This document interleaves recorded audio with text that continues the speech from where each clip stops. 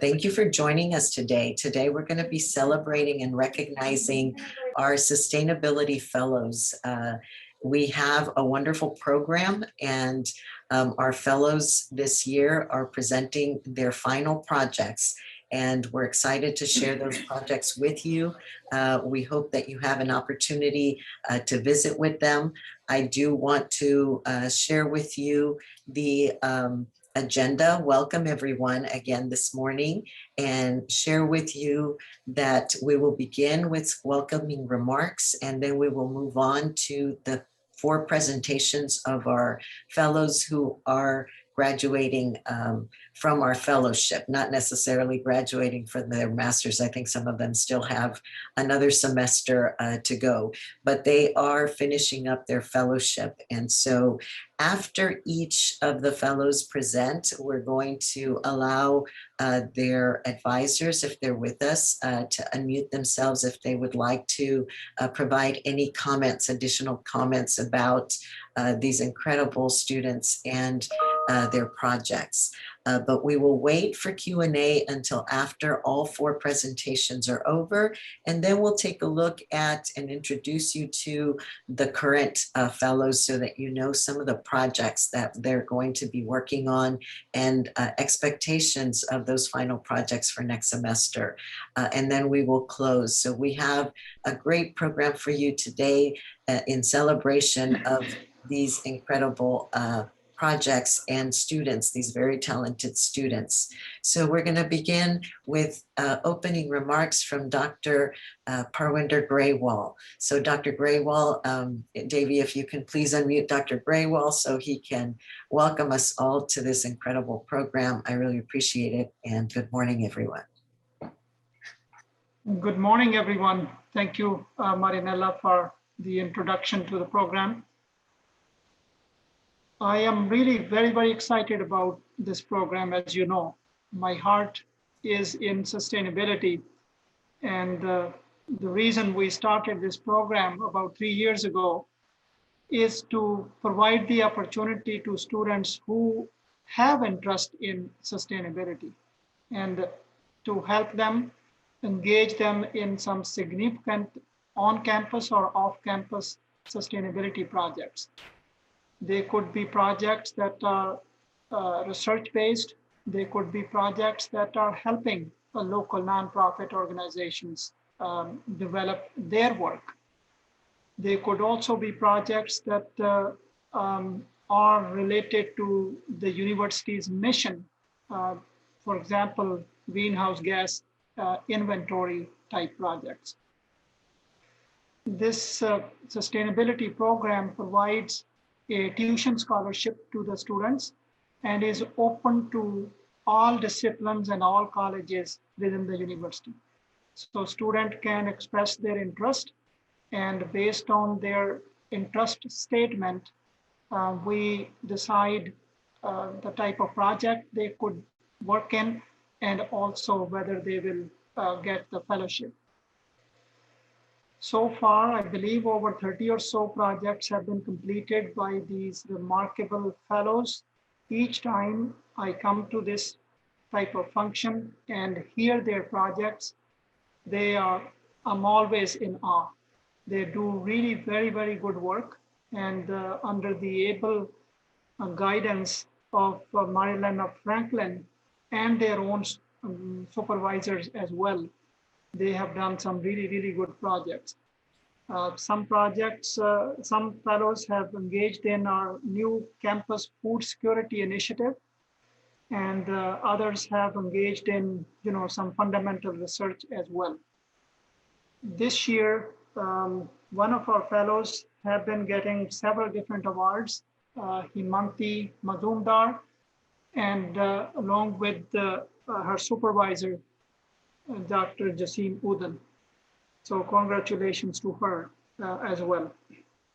I'm looking forward to today's presentations. These are going to be very exciting. As we know, some of the prelims have been shared with me in the past. You will all be impressed. And hereafter, we just get into the project so that the fellows can share their exciting work with us. Thank you. Thank you so much, Dr. Graywall. Before we get started, I do want to share with our participants, our attendees, in case any of them are not necessarily familiar with the university strategic plan. The strategic plan core priority is student success.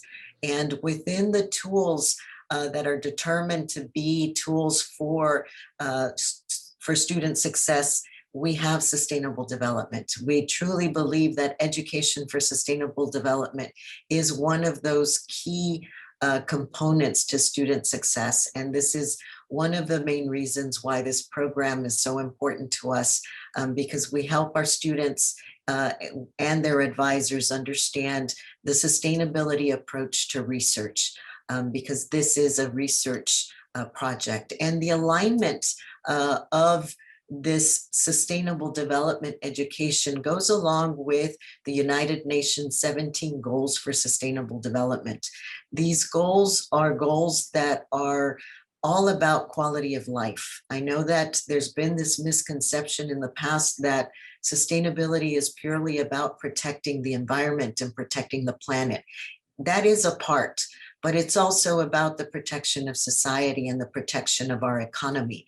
So if you take a close look at these 17 goals, you'll see that they can easily be divided up between impacts to society, to the economy, and to the environment. And they're also completely interconnected, which is why sustainable education is so important to us, because it's an interdisciplinary approach, a holistic approach that allows our students to really dig deep into their research and understand how to look for the social impact of their work, the economic impact of their work, and the environmental impact of their work.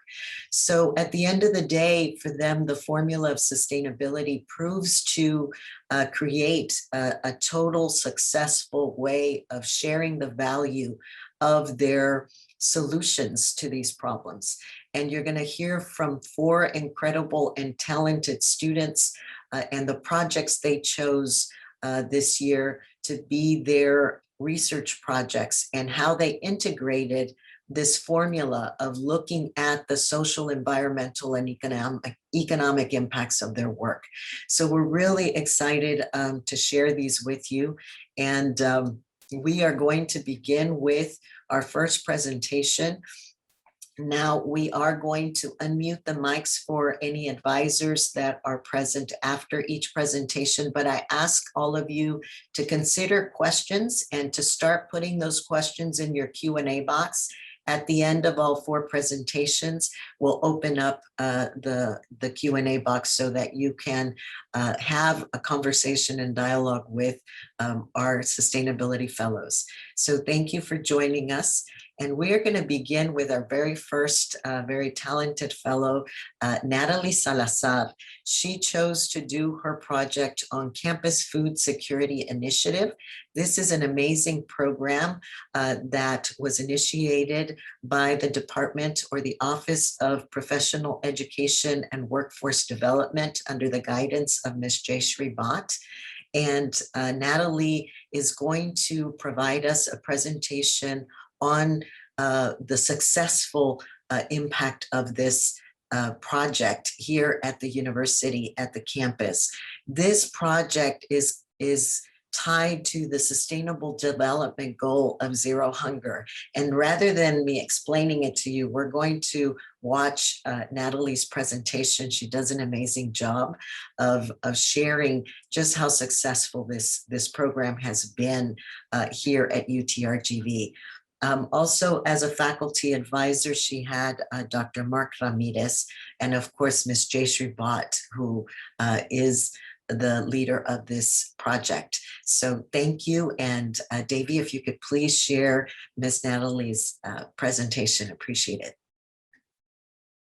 My name is Nataly Salazar. I'm a graduate student pursuing an MFA in creative writing.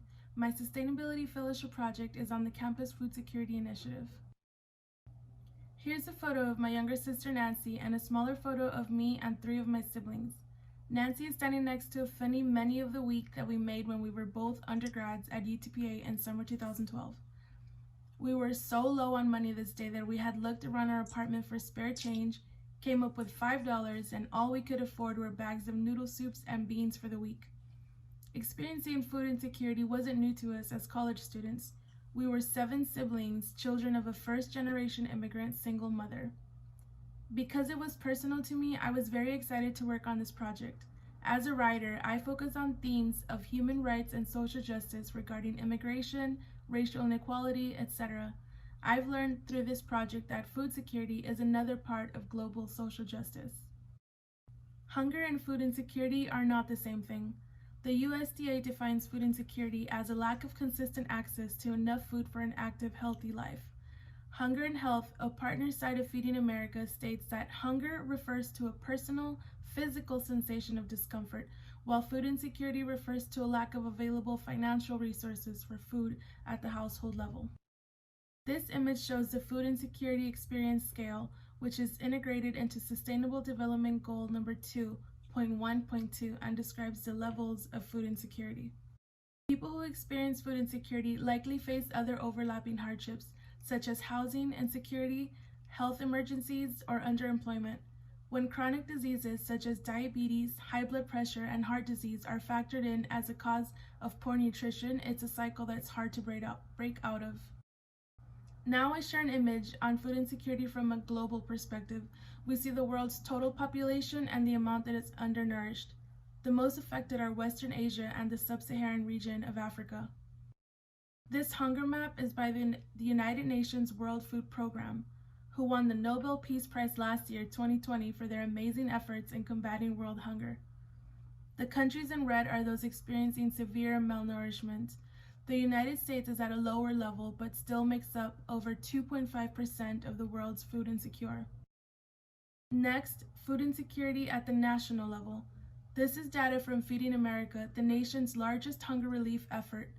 37.2 million Americans don't know where their next meal is coming from, and this interactive map shows the severity of food insecurity county by county. 15% of Texans experience food insecurity. However, digging deeper into Willacy, Starr, Cameron, and Hidalgo counties, we see that the levels in the Rio Grande Valley are much higher. As of 2018 data, almost 250,000 people here experience food insecurity. This image details the relationship between food deserts, food insecurity, and chronic diseases. Food deserts are often low-income neighborhoods, or sometimes rural counties, where a vast majority of the residents live far from grocery stores, so they have to rely on convenience stores or fast food restaurants for their food. This leads to meals that are usually more expensive and less healthy. According to research by Texas A&M, roughly half of the Rio Grande Valley is considered a food desert because we have way more fast food restaurants than grocery stores. Here we see the United Nations Sustainable Development Goals, which were created in 2015. There are 17 goals with targets for the benefit and health of all people and our planet. This sustainability project is based on goal number 2, which aims for zero hunger by the year 2030. However, climate change, wars, and now COVID-19 threaten our global food systems. The United Nations has predicted that 12 million more people will experience food insecurity due to the pandemic. Now I introduce UTRGV's Campus Food Security Initiative, which was created as a response to the 2019 Sustainability Fellow findings that 44% of UTRGV students experienced food insecurity. CFSI aims to address food insecurity and foster healthy eating habits by creating easy access to locally grown or sourced fresh produce and plant-based products. This is a quick look at how the CFSI Fresh Produce Stands operated from April through December 2020. It was set up to resemble a fun, lively farmers market, all while following COVID-19 safety protocols. CFSI stands served students, faculty, staff, and the local community through a pay-what-you-feel donation basis. Now let's get into CFSI's social, economic, and environmental impacts. CFSI had a successful rate of impact for the community through serving a total of 3,294 people, 49% of which were students. Other significant social impacts were improved nutrition through plant-based products, food demos for healthy recipes, and many educational webinars that included topics on the significance of eating locally, on education about food systems, or the importance of supporting local farms. Here are photos of some delicious plant-based prepared meals that CFSI offered. The weekly menu consisted of 3 or 4 freshly prepared meals using produce items distributed that week. Some examples of these savory dishes included organic quinoa and corn salad with poblano peppers. A couple of my personal favorites were the panna cotta with lemon coulis and the kale and walnut pesto pasta, not to mention other delicious healthy items that student orgs offered on a donation basis as well, such as the Environmental Awareness Club's organic hibiscus lemonade, prepared using ingredients they grew at the university's organic farm, the Hub of Prosperity. Moving on to the economic impact, CFSI provided opportunities of employment to 18 undergraduate student research assistants, 1 graduate research assistant, 1 graduate sustainability fellow, and CFSI's chef and culinary education specialist. Now we'll discuss the value of the prepared meals. The average national cost per meal based on the Map the Meal Gap data is $3.09. Based on the number of meals served, this means that the initiative provided a value of over $10,500 worth of food for the UTRGV community. Regarding the donations received for the fresh produce alone, and using the retail value for servings of fruits and vegetables by the Produce Marketing Association, it is estimated that UTRGV students saved almost $12 a week to eat their recommended servings of fruits and vegetables. Now I'm going to transfer over to the environmental impact. The graph shows that consumption of meat products versus plant-based products causes higher greenhouse gas emissions. This is due to harmful agricultural practices, deforestation, and livestock emissions. Through serving fresh produce and plant-based meals to 3,294 people, the potential reduction of carbon footprint was at minimum estimate over 52,000 pounds. In addition, the CFSI team had hands-on experience with composting the kitchen waste at the university farm, which further impacts our planet. The Food and Agriculture Organization of the United Nations states that food waste accounts for up to 8% of global greenhouse gas emissions.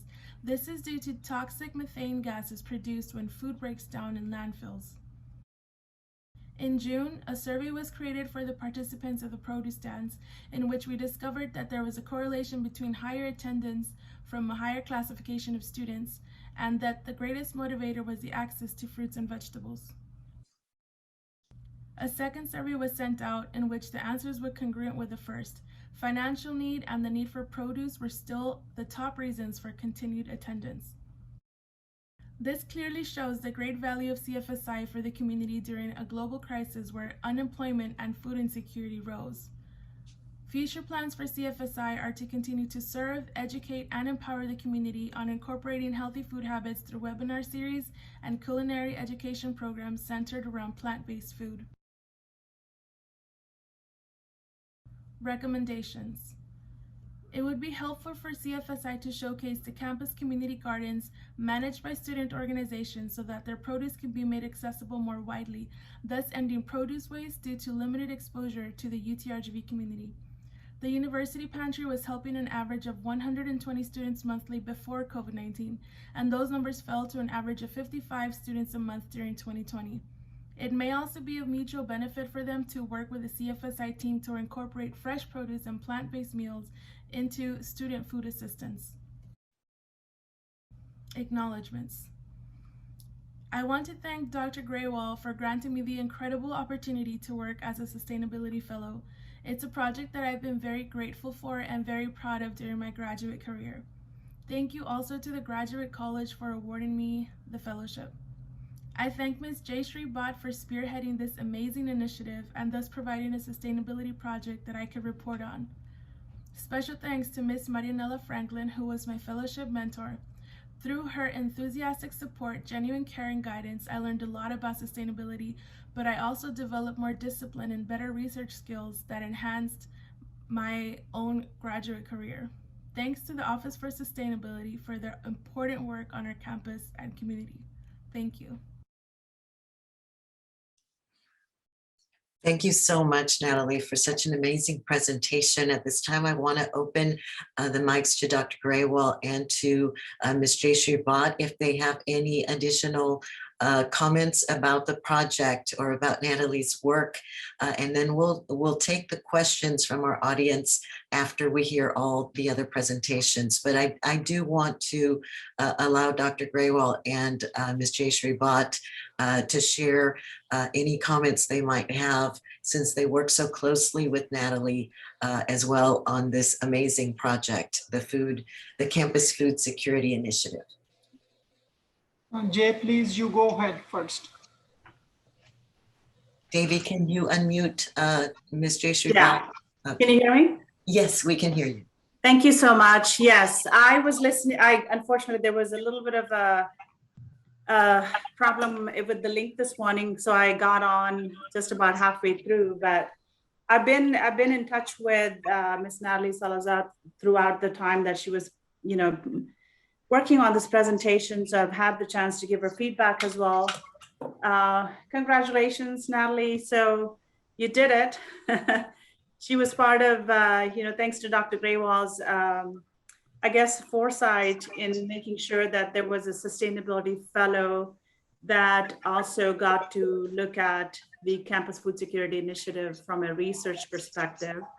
And it's amazing to see. I mean, we've been collecting a lot of data through my office, and some of that has been very helpful for Natalie, the surveys especially, and some of the data.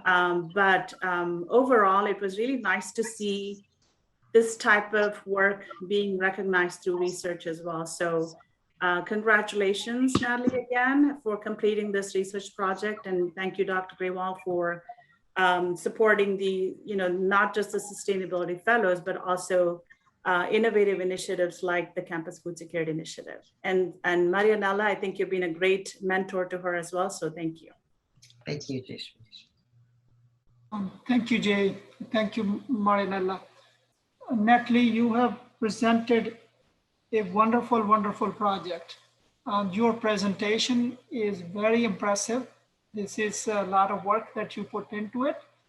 And the many, many hours that you have spent in this project.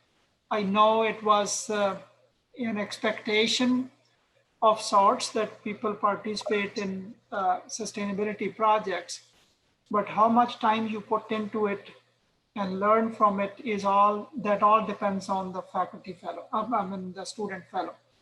So you have put in so many hours into this project, developing, writing, and also working at BSM facility with so many people coming through there.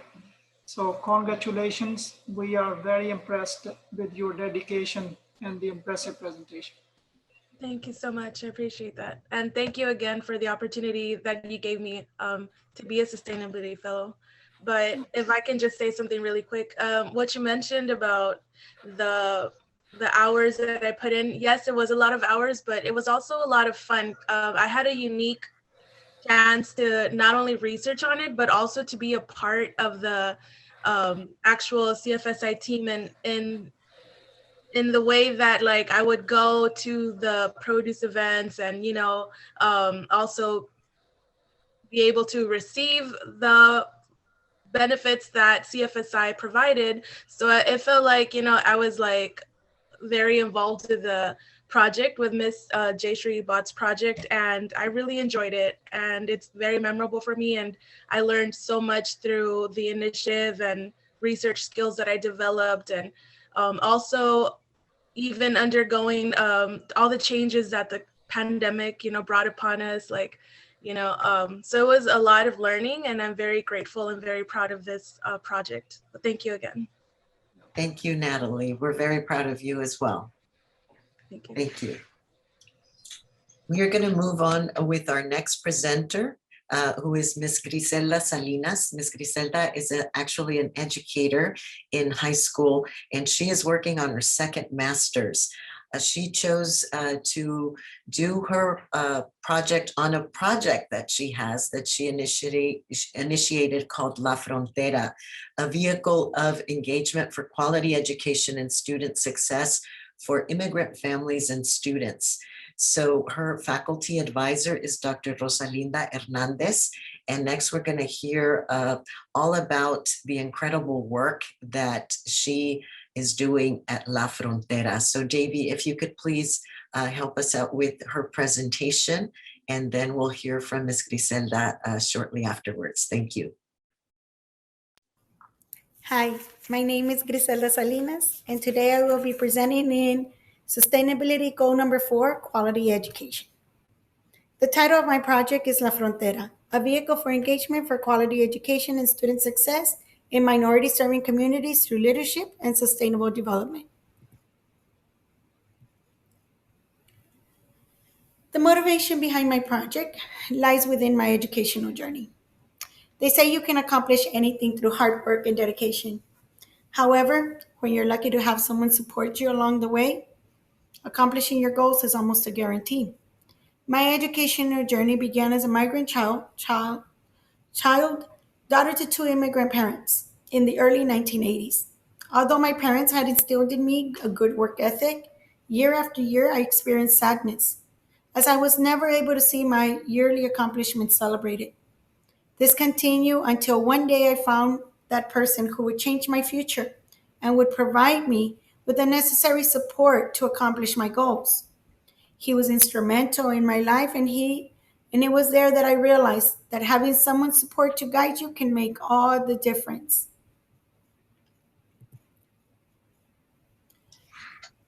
Guideline 2012 states that social, cultural, and linguistic barriers limit access to quality education for Mexican immigrant families.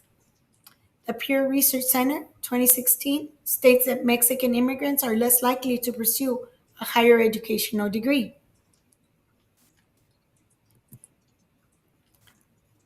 In an effort to change this rhetoric, I have co-founded La Frontera. The Frontera aims to develop itself into a self-sustaining network of families that lead and advocate for the cultural and educational well-being of their community. Over the past 5 years, they have seen an increase in engagement among students, parents, and teachers. They have connected students to their families and their communities. They have increased cultural pride among students and their families. And they have assisted students and their parents in the search for higher educational opportunities. As the COVID-19 pandemic began, the family leaders opted more for monthly Zoom meetings. They created a virtual community where they provided each other with technology support as well as educational support. They rediscovered and connected with their cultural backgrounds through remedies, testimonies, traditional foods, and outdoor activities. They shared homeopathic and holistic medicine practices. They developed COVID-19 awareness plans.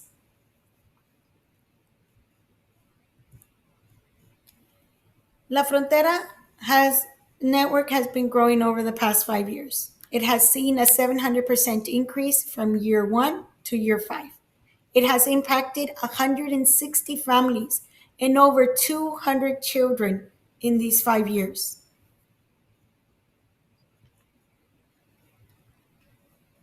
As a result of working with these families, it has been seen that 80% of the students have increased their academic performance and their motivation. 90% of them increased in self-efficacy, as well as parents and students. 100% increase in cultural pride amongst all members. There has also been an economic impact of $120,000 in professional development, $93,000 in extracurricular activities, and $23,000 in mentoring and online tutoring. As parents have developed an awareness for healthy lifestyles, 35% of them have opted for more plant-based diets and are considering organic farming as an option. 76% of them are planting more medicinal trees. And if that's not enough, our virtual meetings have reduced vehicle emissions of up to 730,000 grams in carbon dioxide.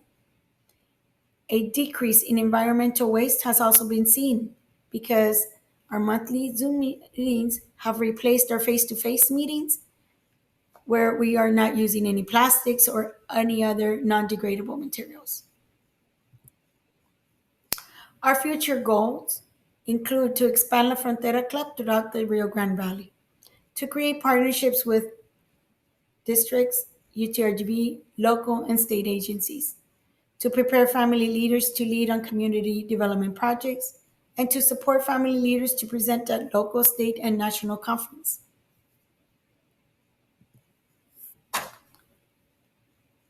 As La Frontera prepares for its first face-to-face event, it hopes to increase cultural awareness and self-efficacy of its members, to promote social emotional development and teamwork, and to build a sense of community.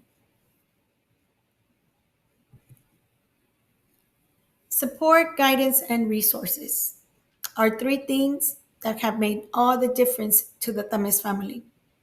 Their hard work and dedication is celebrated as Rene Tames signs a letter of commitment with Montreal College. This changing the rhetoric of Mexican immigrant families positively. I would like to thank Dr. Parwinder Graywall, Executive Vice President of Research, Graduate Studies, and New Program Development, for the award and the opportunity for this project. The Graduate College for funding part of this project. Dr. Juan Salinas Jr. for co-founder of La Frontera for his guidance and his advisement. Huesaco Independent School District for its support. Arise Adelante for its participation in our events, and the Office of Sustainability, with a special thanks to Maranela Franklin and Sandra Montalvo for their continued support and guidance. Thank you. Thank you so much, Griselda, for sharing all the wonderful work that you've been doing at La Frontera and all the success with these immigrant families, and most importantly, with their children, with their students. So at this time, I'd like to open the mic to the advisor and to Dr. Graywall. Thank you. Griselda, congratulations. This is another very different project, but with a profound impact. When I'm seeing these numbers, increase in academic performance, self-efficacy, cultural awareness, sense of community, this is a major, major impact of your project. You are building this program from grounds up. You know, it is a community organization type project where you are focusing on parents of students that are in K through 12 and beyond. And your vision now to take this to the entire Rio Grande Valley region. This is very, very impressive. It is motivating students for sure, but also those families. You are really addressing the deficit thinking issue, the unnecessary stereotyping that is placed on some of these types of families. It's marvelous. It's really, really very good work. I encourage you to continue to build this program. And if any way we from the university can continue to support your efforts, we will do so. Thank you and congratulations. Thank you, Dr. Graywall, and thank you again, Griselda. We wish you so much more success, continued success with this program. So we are going to move forward with our next presentation from Ms. Haimanti Majumder, and her particular project is the Sustainable Three-Dimensional Fiber-Shaped Dye-Sensitized Solar Cell, with her faculty advisor, Dr. Mohammed Yassin Udin. And I do want to share, as Dr. Graywall said, that, you know, Haimanti has been an incredible sustainability fellow who has won many awards just this semester, and we'll share a little bit about those awards. But next, what we'd like to do is share her presentation so you can hear all about her exciting project. It is a very exciting project because of the amount of work that she and Dr. Udin put into this very innovative technology. She spent many hours in the labs testing and testing and testing. And at one point I was a little concerned for her in terms of stress, but one day she turned around with a big smile and told me it worked. It actually worked. So I was so, so proud and so happy for her because we have great expectations that at some point soon, she and Dr. Udin will be able to patent this amazing technology, this amazing work, this amazing discovery that she has a great part of. So next, Davy, if you could please share Ms. Haimanti Majumder's video. Thank you. Hello everyone, the topic I will discuss is Sustainable Three-Dimensional Fiber-Shaped Dye-Sensitized Solar Cell, aligned with Sustainable Development Goal number 7, which is affordable and clean energy. I am Haimanti Majumder. I belong to a small country, Bangladesh, a South Asian country. In my childhood, people around me always used to tell me, girls are not good for technical knowledge. They are not good for maths.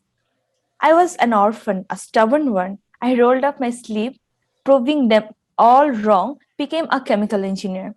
Now in UTRGV, I am studying in Masters in Chemistry, working on renewable energy under the supervision of Dr. M. Jasimuddin. The reason I chose renewable energy as my research because the country I belong, still more than 30% of the population do not have access to power source. Being a chemical engineer, this is my contribution towards my society. Let's get introduced to solar cell.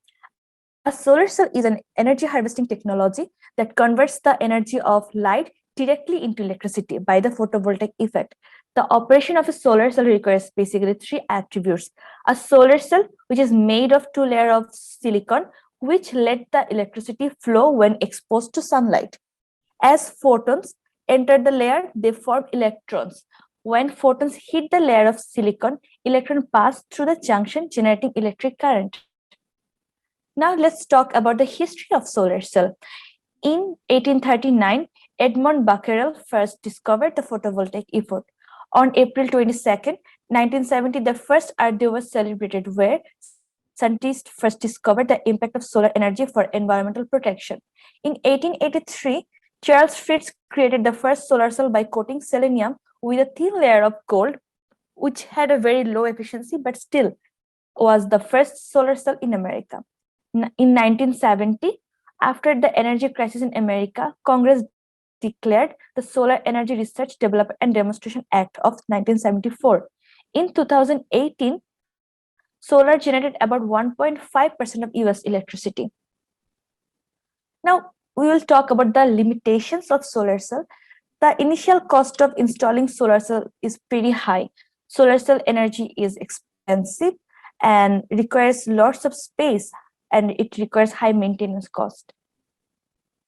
Now let's get introduced to another type of solar cell, which is dye-sensitized solar cell. The procedure of dye-sensitized solar cell is very easy. There will be 2 electrodes.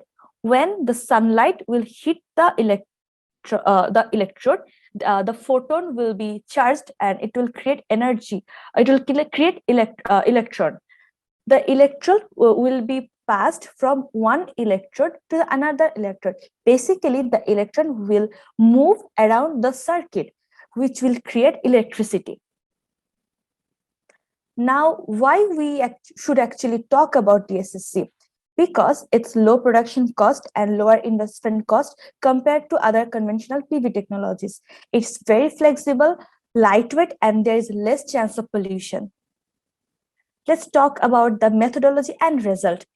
The picture in the left is a fabricated cell that I made in our lab, which looks like a hair, but it's a fabricated whole cell which is capable of producing electricity. The right picture is a graph which is current versus potential, where we can show that it is producing electricity. Now we will talk about the sustainability in DSSC. DSSC, dye-sensitized solar cell, makes 3 impacts of sustainability, which are economical, social, and environmental. Economic impact. The chart I gave in the left, we can see from that solar PV cost $0.038 per kilowatt hour, but the cost per watt for DSSC is still less, which will be $0.010 per kilowatt hour. In 2009, the average price for electricity in Texas in 2019 is 11.67 cents per kilowatt hour. For Rio Grande Valley, the residence is for Rio Grande Valley residents, it's $0.06. Through it varies with the size of the system. If the system is 11 to 17 kilowatt, the average cost will be $0.03 per kilowatt hour. Or if the system is more than 18 kilowatt, the cost will still be pretty much same. The main concept of my project, the dye-sensitized solar cell, is to reduce the average cost even more. Let's talk about environmental impact. I have given a chart here which says how much carbon dioxide is emitted from different type of energy sources like coal, natural gas, and petroleum. The gas plant results in about 450 gram carbon dioxide per kilowatt hour electricity, but in the DSSC system with 20 years of lifetime would result in between 19 to 47 gram carbon dioxide per kilowatt hour, which is pretty less compared to the gas power plant. In Texas, emission of carbon dioxide is 653 million metric ton in 2016, and only emission for electricity is about 124 MMT. Emission for solar PV is around 33.48 MMT, which is also 19.5 times less, but still creates greenhouse gas. It's less, but still it's a pretty good amount. After using DSSC, this amount can be reduced to 50%, which will be 16.74 MMT. Another big issue using conventional solar cell was using the toxic metals like lead, mercury, cadmium. But in this project, I'm not using any harmful chemicals. Let's discuss about the social impact. What will DSSC, how DSSC will help us socially? It would create new job market. It is said that in 2016, the wind energy industry directly employed over 100,000 full-time equivalent employed in variety of capacities like manufacturing, project development, construction, turbine installation, etc. It can be assumed that implementing DSSC in industrial scale, many more people can have job and be economically benefited.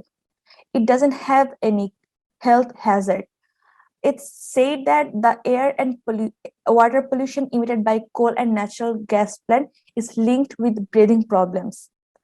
Study estimated the life cycle cost and public hazard effect of coal to be estimated as 74.6 billion per year. But we can say our new model of solar cell has less hazard, which will ultimately benefit socially everyone. And we can say no associated air pollution, which makes it sustainable for society. The material used in this project is available and does not require with mining. So it's again helpful for people. Now to conclude the whole project, I would say dye-sensitized solar cell is a new source which can be implemented in a way cheaper cost than the conventional solar panel. More mobile and easily recyclable. In this research work, a novel photocatalyst is used, which is a sustainable solution in the application of solar cell and is more efficient than any other DSSC. The material used in this project are economically feasible and do not have any carcinogenic impact on nature. It's showing a good efficiency and solar light harvesting capacity, which make it a sustainable innovation for energy source. Now I would like to thank Dr. Parvinder Greywall, Dr. M. Jasimuddin, Graduate College, Mariana La Franklin, Office of Sustainability, and my lab mates, family, and friends. Thank you so much, Haimanti. We are also very, very impressed and wish you so much success for the future. I do want to pass the mic over to Dr. Graywall. I'm sure Dr. Graywall has a couple of things he'd like to say. Congratulations, Haimanti. Amazing project, amazing project. This is a new innovation. I hope that you and your professor can develop a patent on it and make this available to the world. I'm impressed that this solar cell would be even more efficient than the current solar panels. As you might know, I do have solar panels on my house, and I enjoy the electricity they generate and contribute to the sustainability of our planet. And you are absolutely right that it is a renewable source. You know, we get sunlight, everybody gets it. It's a human ingenuity to harvest it for human benefit. Your project will not involve any mining. That is another, impact on the environment, as it will not cause any destruction of our planet. A 50% reduction in carbon emissions, another major impact that this project will have. I hope you can stay with this project and technology, whatever you do in the future. This would be an amazing contribution to the universe, to our planet. Congratulations again. Thank you so much, Dr. Graywall. Thank you, Haimanti. We are going to continue with our next presentation from Mauricio Castellano. Mauricio is also an educator in high school, and his project is in collaboration with research being conducted by Dr. Juliet Garcia. And the project title is From Broadway to Brownsville, Bringing a World-Class Experience in Education for Sustainable Development to the USA and Mexico border. And so we're really, really excited and can't wait to hear your presentation, Mauricio. So Davey, if you can please let us see Mauricio Castellano's presentation. Thank you. Hello, and thank you for joining us today. My name is Mauricio Castellano. I am born and raised here in the RGV and a product of the Valley's educational system. My project was created out of a wonderful talk with the Dr. Juliet Garcia. Those of you who have had the privilege to get to know or hear her speak know how grateful I was when the opportunity to work with her was afforded to me. Before I go on, let me tell you a little bit about myself. Along with being a sustainability fellow, I am also a graduate student earning my master's in music performance, specializing in percussion. This year, I will be completing my 14th year as a band director for the Shoreland Independent School District at Pioneer High School. The role music plays in our students' lives, or our own lives for that matter, leaves effects that are felt for a lifetime. Providing quality education and experiences for our youth are invaluable goals for every music educator. I can recall the exact time and place I knew music was going to be my future. There I was, a 5th grade student at Roosevelt Elementary in McAllen ISD. All I knew at the time, like most students, was that we were going to go on a field trip. We jumped on a bus, talked and laughed with my friends for the whole bus ride there. We stopped somewhere, got off, and walked into an auditorium, and I took my seat. The next hour, my mind was blown, and I was riveted by the sounds being made by the Valley Symphony Orchestra. I'll never remember what they played, but I'll never forget how I felt listening to the concert. I noticed everything after that. The conductor, the timpanist playing the big drums, the stage, and the hall. I took everything in. The Rio Grande Valley has a beautiful history filled with rich culture. Stories about our area's past have been passed on from generation to generation through folk music, or conjuntos as we know them. Music has always served as a voice for our community to speak out against social injustice and human rights. Some of the earliest music associated with the Rio Grande Valley tells the tale of what life was like growing up between 1840 and 1890 under the oppression of Anglo-Ranching societies. Families faced brutal, demoralizing effects of conquest, economic exploitation, so they turned to symbolic expression through folk music. Along the way, musicians and entertainers would always have a venue to perform for the community. Whether it was an open field, empty parking lot, or warehouse floor, music was performed and our culture thickened. These types of communal opportunities served as powerful events where our leaders can strengthen the bonds between our area's people. The growth and development of providing quality education to the students of the lower Rio Grande Valley has always been at the core of Dr. Garcia's mission. The Art Center became the vessel which would provide that growth for not only the university's members, but community as well. Changes within our area's music culture will also create a much more vibrant music economy, which will drive value to our area's cities. It will strengthen the Rio Grande Valley's brand as well as increase the quality of life for our community members. In 2019, music education and music business accounted for over 97,000 jobs in Texas, which earned well over $4.1 billion in annual earnings and a total of $9.6 billion in annual economic activity. The Art Center also stands available for community use with its performance hall, numerous rehearsal spaces, and classrooms that can be rented out to suit any occasion. It has hosted several professional artists from around the country as well as international performers and music festivals.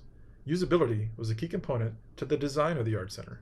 The building is a 3-level structure which houses an 800-seat performance hall, large rehearsal halls, and smaller spaces for classroom use. All rehearsal spaces were created as multi-use areas that can not only be used by students, but community members as well. An art center amplifies the number of opportunities available to express this voice through not only music, but through art and dance as well. The lobby serves as the perfect venue to host large art exhibits. World-renowned sculptor Manuel Bustamante graciously created a piece to be displayed and highlighted the beauty of the Art Center's entryway. Nature provides us with perfect examples in design and concept. Biomimicry is the design and production of materials, structures, and systems that are modeled on biological entities and processes found in nature. The Art Center's design is a perfect example. The Nautilus was used as inspiration when designing the layout for the Art Center. This allowed for maximum efficiency and usage by the faculty, students, and visitors. The design of the Art Center as a golden ratio spiral surfaced from discussions about the adjacency to the water and the historical campus. The spiral or nautilus shape would have smaller chambers and smaller arches that would draw you into the building through the lobby and finally to the centerpiece, the performance hall. Music and fine arts education serve as a great vessel to bring forth environmental stewardship. Ecomusicology is a growing academic discipline where the relationship between music, culture, and nature are studied to create ecological consciousness. The growth of EC through musical traditions and cultural traditions is what ties us to the sense of place and connection to our community, which can lead to a more positive environmental change. Built by Arasaka, the Art Center created an outdoor classroom for the University College students to study and learn from. The design of the center highlighted the natural beauty along the Arasaka and the Rio Grande. This created a connection to the local waterways as well as ecological changes to the Arasaka. The building itself has brought opportunities for some of our area's birds to nest within several small coves around the exterior. The decorative landscaping that was planted around the building has also allowed for some of the wildlife to cohabitate and thrive. The location of the Art Center was also a key component in improving our local environment. Greenhouse gases trap heat and make the planet warmer. Human activities are responsible for almost all the increases in greenhouse gases over the last 150 years. The transportation sector generates the largest share of greenhouse gas emissions with 29%. Greenhouse gas emissions from transportation primarily came from burning fossil fuels for our cars, trucks, ships, trips, and planes. Over 90% of the fuel used for transportation is petroleum-based, which includes primarily gasoline and diesel. Traveling for our students competing in the fine arts prior to the building of the Art Center allowed for an average of a 120-mile round trip to the cities of Edinburgh and McAllen. This equates to 0.02 metric tons of CO2. The emissions created by the diesel buses used were staggering. On average, a high school band takes 6 to 8 buses for each competition, 0.16 metric tons of CO2. Brownsville ISD as a whole would take close to 50 buses for one trip, 1 metric ton of CO2. Throughout the year, there are 6 to 8 major competitions held where that travel would need to happen. 8 metric tons. The number grows exponentially once you add in the surrounding cities, 20 to 30 metric tons. We can also add into the equation a similar number for choir, orchestra, mariachi, theater, and folklorico groups. That's over 50 metric tons of CO2 per year. After the opening of the Art Center, the average distance traveled became just a small fraction, with most schools traveling on average 5 to 10 miles. It would take 12 buses traveling an average of 10 miles round trip to equal the previous travel done by just one bus. That's a 92% reduction in emissions just on travel alone. And keeping in mind that this is only accounting for the travel within the Rio Grande Valley. There are some competitions where students would travel to San Antonio, Houston, Austin, and Dallas. While the Rio Grande Valley is known for its rich culture and outstanding music programs, it also falls victim to some of the highest rates of economically disadvantaged students and insufficient funding for resources in their public schools. This does not mean, however, that all students underperform. There are hundreds that excel in the middle school and high school UIL events at state competitions every year from the lower Rio Grande Valley. If the RGV has shown us anything, is that it is capable of extreme successes, most often with less resources. That si se puede mentality has been ingrained into us from a young age. Our skin made tough, our backs firm and strong. We have had 2 recent schools win the coveted Percussion Arts Society International Percussion Ensemble Competition in 2018 and 2019, Pioneer High School and Roma High School respectively. Both schools recorded on the Arts Center stage. They had the esteemed honor and privilege to perform in Indianapolis, Indiana at the PASIC convention. Roma Mariachi was invited to perform for the presidential inauguration activities. McAllen High School Mariachi Oro and the Robert Vela High School Mixed Chorus were both named TMA selected ensembles to perform at the Texas Music Educators Association convention in San Antonio.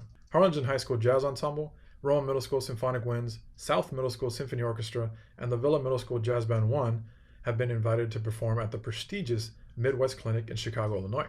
Roma High School Symphonic Winds were invited to play at Carnegie Hall. Brownsville Hanna Indoor Percussion Ensemble has been a 2-time Winter Garden International finalist competing in Dayton, Ohio. These are just a few highlights from some of our local groups that have gone on recently to make an impact nationally. The Rio Grande Valley on the state level has routinely placed students high in the TMAL state groups, band, choir, orchestra, mariachi. Also at DAME, State Solo Ensemble, and UIL State Theater due in part to the accessibility of performing arts centers such as the Arts Center. Before the Arts Center opened its doors and held its opening night performance, there were 2 main performance facilities being used by the arts, the UTPA Auditorium and the McAllen Civic Center. The Arts Center brought with it opportunity, change, innovation, along with creating ripples felt across the Rio Grande Valley. The arts began to flourish, and so with that came new centers. UTRGV, McAllen PAC, Harlingen. Schools began updating their own performance halls, or in some cases built new ones, each with it creating new opportunities for not only their students but local communities to benefit with such additions. By 2040, the population of the U.S. part of the Rio Grande Valley is projected to grow from 1.5 to 2.5 million residents. While the growth of the Mexican border cities is included, the binational population of the Rio Grande Valley is forecasted to grow to nearly 7 million people by 2040. Job growth in the valley has also stayed positive, with the McAllen area showing gains of average of 4.6%, while Brownsville is at 3.1%, which is nearly twice the Texas average of 1.6%. As the Rio Grande Valley continues to grow and mature, it's also drawing more national attention, which is pulling more people to invest in our area, providing a healthy balance of keeping our identity while creating a vision towards the future. Student success was the dream and driving force behind the Arts Center project, and Achieve our students have certainly done and will continue to thrive. I know that my research and talk comes across more as an advocate for our fine arts, but as the data tells us, student success follows. So why not afford our students and community the opportunity to grow and prosper educationally and culturally? Create avenues for everyone to learn more about our past and how the current is affecting the local environment and ecosystem. The Arts Center, along with the programs that are presented on its stage or within its walls, is providing a platform onto which the next Mario Molina, Eva Longoria, Ellen Ochoa, or Guillermo del Toro can sprout from. Oh, and by the way, there are products of participating in the arts when they were younger. Music and arts education continues to foster the growth of some of today and tomorrow's brightest minds through its sustainable impact. The next generation of change agents are being bred from the creativity and evolution of today's arts for tomorrow's future. Thank you. I'd like to take this opportunity to thank Dr. Graywall for this wonderful fellowship, as well as Dr. Juliet Garcia for her incredible mentorship and knowledge. I'm also grateful for the unwavering support and direction by Marianela Franklin. Also, Sandra Montalvo for her efforts to make everything happen behind the scenes. To the rest of the fellows, it has been a great honor getting to know you throughout this process and wish you the best in your future endeavors. The personal growth and knowledge I've gained due to this fellowship is something I will keep with me in the future and pass on to my students and colleagues. Thank you very much. Thank you so much, Mauricio. I know you had a very limited time to present. I wish we could have afforded you more time so that you could pause in between. I felt like you didn't have a chance to breathe. And I'm so proud of all the work that you've done with Dr. Garcia. We do have a couple of individuals who would like to provide their comments, and we're going to start with Dr. Mark Ramirez. And if we could please unmute Dr. Greywall, as well as Ms. Jayshree Bhatt, who also wanted to provide some comments for you. So Dr. Ramirez, are you with us? Are you unmuted so that you can share? Yes, I'm here, Dr. Wonderful, Thank you. Yes, this has been an incredible project for Mauricio and especially for the fine arts. You know, unfortunately, the arts tend to be put kind of on the back burner and usually go acknowledged just as a form of entertainment. And unfortunately, the pandemic has created even more of of an issue, but this presentation and Mauricio's involvement and his opportunity to continue and to be given an extension during this time was particularly advantageous for him and the project. Being a native of the Rio Grande Valley as well, being born and raised in Brownsville, it was really great to see how the fine arts facility came to be, and it's really great to see the work that Mauricio's done, given the fact that he works as a full-time educator at Sherryland Pioneer High School, and he was also going full-time as a graduate student. So there's a tremendous amount of responsibility and stress that's been placed on his shoulders during this time, and I think the presentation overall is a great reflection of his character. Thank you so much, Dr. Ramirez. I agree. This has been a difficult time with a lot of stressful moments, and I'm very proud of the work that Mauricio has done, because he has really dedicated a lot of time and effort. He did conduct a lot of research, historical research on this particular center. And it wasn't that simple and that easy to take the sustainability approach and look at all the economic, social, and environmental impacts. But once it clicked, he couldn't stop. And I'm really excited to hear his presentation, because it really shares the true value of this incredible facility, as it relates to student success and as it relates to our region and our cultural sustainability. So very happy to hear your comments as well. Next, I'd like to allow Jayshree. I know that Jayshree had some involvement in Mauricio's connection with Dr. Garcia. So Jayshree, is she unmuted, Davy, so that she can speak? Yes, she should be able to unmute. Thank you, Marianella. Yeah, it's my pleasure to have a couple of minutes to speak about Mauricio. So I, last spring of 2020, I ran a pilot program called the Sustainability Leadership Program, and that included about 10 sustainability fellows, and Mauricio happened to be one of them. And I was amazed to see how he was juggling so many things in his life at that moment. And he was given the opportunity to participate in the Sustainability Leadership Program, but it was not mandated, but he still chose to participate. And let me tell you, he was one of the most, most active participants of this program. And I'm really glad to see that that program led to Mauricio's connection with Dr. Garcia, which I was able to make during the program for him, because he was still trying to finalize his topic for the research, and it kind of gave him that opportunity to have a one-on-one with Dr. Garcia, because she was one of the invited speakers for the program. And I was pleasantly surprised to see that he actually ended up going that route, because I've not had any contact with Mauricio since then. But as far as his leadership abilities, absolutely, like Dr. Ramirez mentioned, he was juggling so many things professionally at the time, but he managed to come through for all of them. And it's really nice to see that he focused his attention on the history of the the music in the valley, and kind of made that connection to the historical buildings, including the design of the art center in UTRGV Brownsville campus as well. Congratulations, Mauricio. I won't take up any more time. It was nice to see you, and good luck with your future as well. Thank you. Thank you, Jayshree. And Dr. Graywall, anything to add? Thank you, Marinella. Thank you, Jayshree, as well. Mauricio, this is an impressive project. You have persisted, despite that you had a full-time job and all these other things that you have to juggle. And you chose this project in the middle, and really done an impressive job in putting this art center in perspective. I want to thank Dr. Garcia also to work with you on this. You know, we kind of see art centers and other buildings, we kind of take them as granted.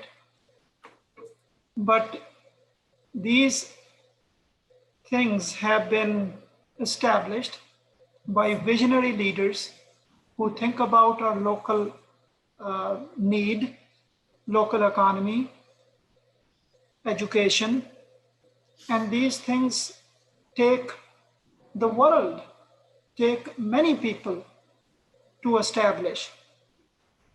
As you put this in perspective, just like the earlier presenter talked about food deserts, I'm thinking that there can be art deserts, art center deserts, as you showed that you needed to have so many buses go to a different place to perform. And having this not only reduced that environmental impact, but also created opportunity for local students to develop their music skills and do performances. On the top of that, local job creation.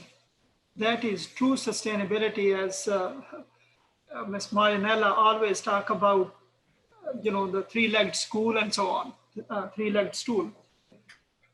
So this is really an amazing way to present this monumental project, the Art Center in Brownsville, that these visionary people established in the beginning. And you have really brought through historical lens and through economic and environmental impact of such an educational impact of such a project. So congratulations. And I do believe that students that are exposed to art, exposed to music, they grow up as more empathetic leaders. There is more empathy that these students develop and become excellent leaders. So thank you for your work that you do, transforming lives every day of these students when you teach, and now gaining this new perspective through the Office of Sustainability, working with Dr. Garcia. We are very happy that you've been part of our project, for that matter, in fact, two projects, what Jay mentioned earlier on as Sustainability Leadership Project, and also Sustainability Project that is presented today. So congratulations, well done. Thank you, Dr. Graywall. Mauricio, anything that you would like to add? Yeah, like thank you very much, all of you. It's a little overwhelming hearing all of your kind words. I'm very appreciative. I want to apologize to Dr. Ramirez and then also to Ms. J. Shubat for leaving you guys off. As I was trying to run through my mind of everybody that I needed to thank, unfortunately I let you guys slip off. But I am very grateful for everyone's assistance and help and support throughout this project. And I'm glad that you guys enjoyed it and having you gain respect and perspective on what our activity provides and can provide, like for our current students and future students. So thank you. Thank you, Mauricio. So that concludes our presentations, and I'd like to ask if anyone has any particular questions for any of our students, any of our fellows who will be leaving us after today. This is their last day with us, their last day of fellowship with us. So if you have any questions for them, this is the perfect time to ask. So I do have a question for Haimanti. Haimanti, we were talking a little bit about this after EarthFest. We had some presentations during EarthFest, and in one of the presentations, there was a video where a comment was made that Elon Musk had tried to make a rooftop shingle, a material for roof that's flexible, and wasn't able to because he didn't still have the right technology for it. So I'm excited because I think that you and Dr. Udin need to patent your new product and see if maybe that would work for as the technology he was looking for, the flexible technology to make these rooftop solar shingles so that the entire roof becomes a solar system. So can you share with me, have you and Dr. Udin been able to talk to our Department of Commercialization and Technology to move forward with something like that? Or do you still have more work to do this next semester? I still have a little bit more work to do. As I told you before, like it has worked, but I'm trying to make it more efficient and more flexible and more cost worthy. So a little bit work is still left, but we are looking forward to make a patent on it, and I'll keep you updated on that as well. Wonderful, wonderful. Any other questions for some of our students? Thank you. Thank you so much, Haimanti. Marianela, can you hear me? Yes, we can hear you. Okay, so I think you had also made a mention that Haimanti was also received other awards. Yes. This semester, so this might be a good time to kind of acknowledge that as well. And also, before I forget, I do want to thank you and your team for supporting the sustainability fellows throughout their journey of their research projects. And I know it's a lot of work for you also. I just wanted to acknowledge that as well. Thank you so much, Jayshree. We really appreciate it. And we appreciate your work that you did with our fellows during the leadership program, because it truly did provide them skills that allowed them to integrate all that into their research projects as well, especially the connections that they, like the connection that Mauricio had. We had previous fellows that also had connections with professionals that allowed them to integrate some of their questions and data collected with some of those professionals. So thank you as well for your leadership program. My pleasure. And yes, we do, if there's no other questions, our next slide was, basically to congratulate all of our participants this year and wish you all much, much success. And we did want to share the fact that we had a special recognition for Haimanti. Look at all these awards. She was the graduate student honoree for International Women's Day. She also received second place as a first runner-up for the virtual graduate student research showcase. And just a day or two ago, she won first place with the Center for Student Involvement Essay Contest. So Haimanti, I mean, you've put in so many hours of work in the lab, and you still have time to compete. And I just think that's just amazing. And you've won in all the competitions that you've competed this semester. So a big congratulations. You've done some phenomenal work this semester. And I'm sure Dr. Graywall and others have their congratulations to give to you as well.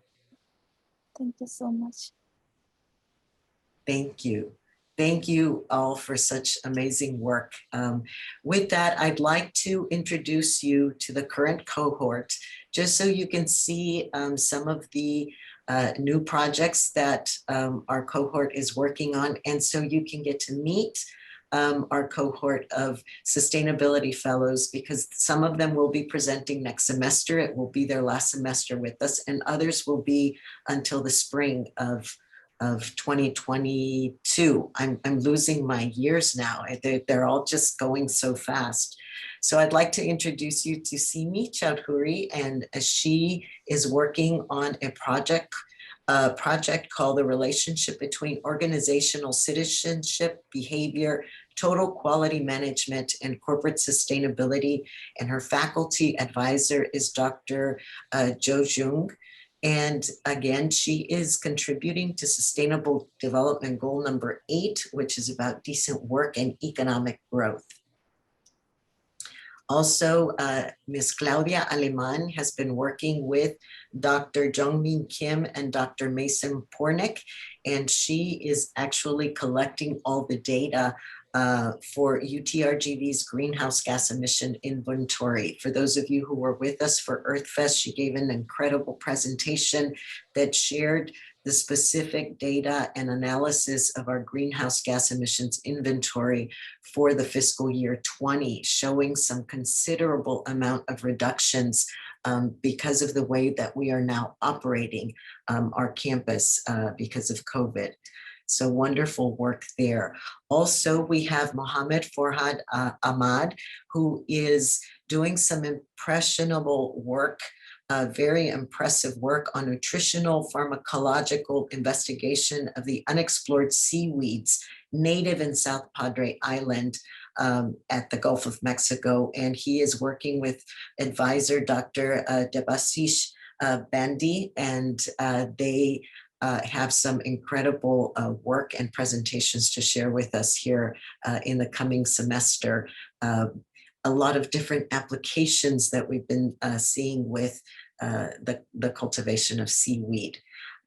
Also, we have Hasbani Irison, and Hasbani is working on the precise method to identify kinase drug targets in complex diseases, the first step towards sustainable and effective treatment. Her particular goal is goal number 3 on good health and well-being, and she is doing this work with the help and advising of Dr. Marze Ayati.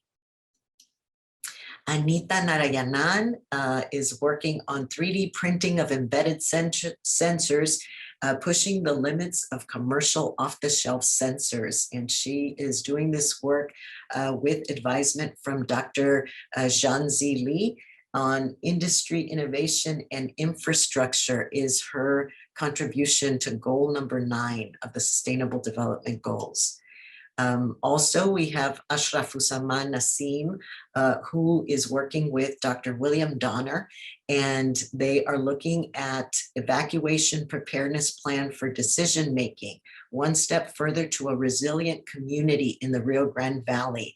They are looking at those evacuation methodology and routes with reference to natural disasters and disaster preparedness. So we're excited to see the work that Nassim is putting together with Dr. Donner, and look forward to hearing his presentation here in the coming semester. And also Catherine Muriyuki, who is from the College of Business and Entrepreneurship, working on financial inclusion and empowerment with Dr. Salvatore Restifo. And this is for the Sustainable Development Goal number 8 on decent work and economic growth. And last but not least, Mr. Eric Martinez, he also presented during EarthFest. He is working on a new flow simulation for a novel wave energy converter design. And that work is being done with his advisor, Dr. Jingsheng Yang. And again, these contribute not just to affordable and clean energy, but also innovation, industry, and infrastructure. So those are all our new fellows, our graduating fellows and new fellows. We're really, really proud of them and excited to have had the opportunity to hear these amazing presentations. At this time, I'd like to give the mic back to Dr. Graywall. This concludes our program for today. We want to congratulate everyone for such amazing work and look forward to seeing those of you who will be presenting next semester. Thank you, Marinella. What an amazing project. What an amazing event today. These kinds of presentations, activities stimulate you to do even bigger things. This is really the role that Sustainability Office at UTRGV plays. Exciting, stimulating people, students, community members, faculty, and staff to do bigger things. This is how Sustainability Office is making a huge, huge difference in the community and also globally. I know that Marinella is connected to now people at UNO. She pushes sustainability goals, make sure that every student understands that and how their projects influence these sustainability goals through active engagement with the students. She ensures that they understand the impacts of their programs. Not only they then understand, but I believe they get excited about their own projects. As Griselda mentioned through her project, self-efficacy. It increases their interest in their own education as well. But more importantly for me, this is the creation of future sustainable leaders. All these projects that you have presented, I hope that you will continue either on these projects or you will embark on new projects in your life and would always stay connected with your local communities and continue to make our world a better place to live. So for today, congratulations to Natalie, Griselda, Haimanti, and Mauricio for completing their wonderful projects. And if a project is approved by Marianella Franklin, this is a good project. She would not approve it otherwise. I'm sure you were all stressed at times when repeatedly she might have might have told you to do things differently, but she wanted to ensure that you get the best education possible. And your projects show that. Your project really show that. So congratulations for wonderful work and continue to be those sustainability leaders of the future. And as I mentioned with the music project, empathy. With so much reading, so much reflecting, so much thinking that you all have done in addition to your normal project that you might have done for your master's program.